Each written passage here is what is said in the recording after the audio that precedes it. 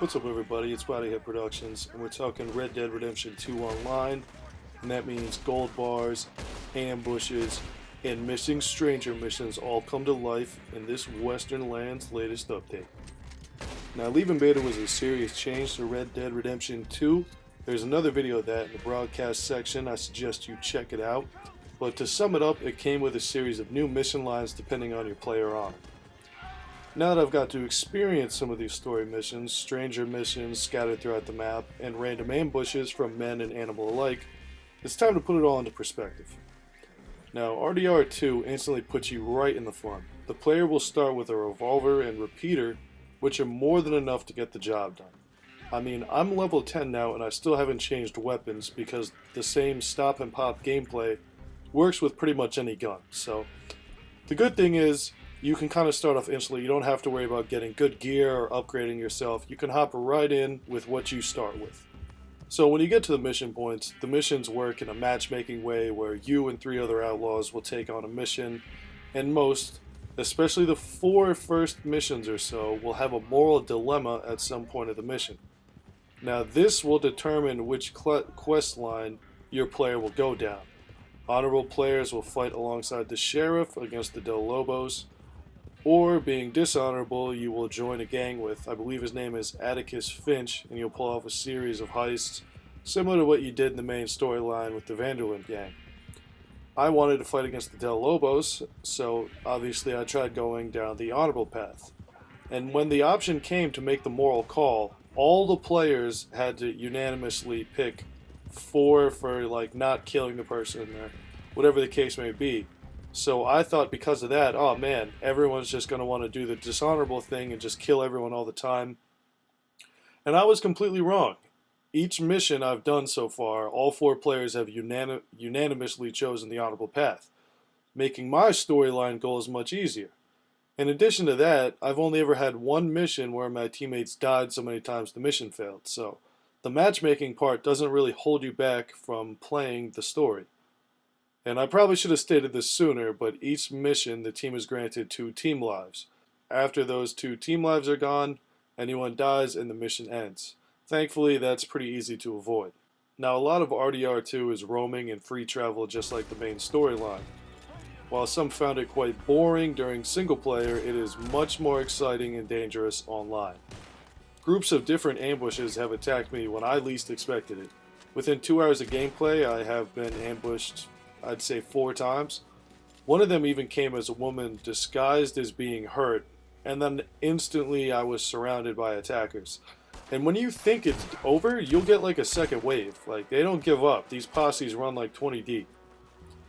The main thing is, these were all fun as hell, and it added a really fun element to a normally pretty boring aspect of the game, the free travel. And of course, you know it wouldn't be an ambush if one of them didn't end with me dying, turning off my Xbox, and possibly breaking my hand in 5 different locations. So the storyline missions are excellent, and apparently there's Sadie Adler and Black Bell missions available out in the world too. Now I have not seen them, but if you enjoy Red Dead's story, these missions, even with complete strangers in the matchmaking, are a really good time. It's cool seeing these characters again. I ran into Trelawney next to the Rhodes fence playing free roam. He offers you a dishonorable stranger mission. And these are all great things, but now we get to the more disappointing parts of the game, and that starts right off with the stranger missions. Like I said, it gave me the option to do a dishonorable mission with him, except it didn't really give me the option. He kept talking to me and I would hold down the trigger to like open up the option to accept the mission, and it wouldn't let me press X. I was never able to actually play it. And 75% of the time, I can't access any of these stranger missions for a multitude of reasons. One, like I said, I just can't accept the mission. It doesn't give me the option. 2, there is absolutely no one where the stranger icon is. And 3, I think they get killed because, as you're going to show you in this clip, these guys shot up the entire town of Tumbleweed, repeatedly, kept killing everyone. Now, I had a stranger quest with the sheriff there, and I couldn't even go to him because I'm pretty sure these guys killed him and kept killing him. And like, that's something I don't like. If players want to shoot up towns and fight police, hell yeah, fuck it, let them be. but leave the NPCs that start story and quest lines inside and make them invulnerable while inside. There's no reason my game should slow down because these guys want to loot some cops. Now, I guess there's problems with the fact other players can interfere with escort missions and other side missions like these stranger quests. That might be why they can't allow players to. The reason why I think these NPCs aren't invulnerable is because I guess there's a problem with the fact that other players can interfere with your escort missions and the other side missions like these stranger quests. So that might be why they can't allow it, because as soon as you start the mission with that person, you're going to go outside the building and your entire game is going to get griefed by these random strangers shooting up the town. That's something they need to work on. That's literally delaying me and probably a lot of other people from actually playing the game.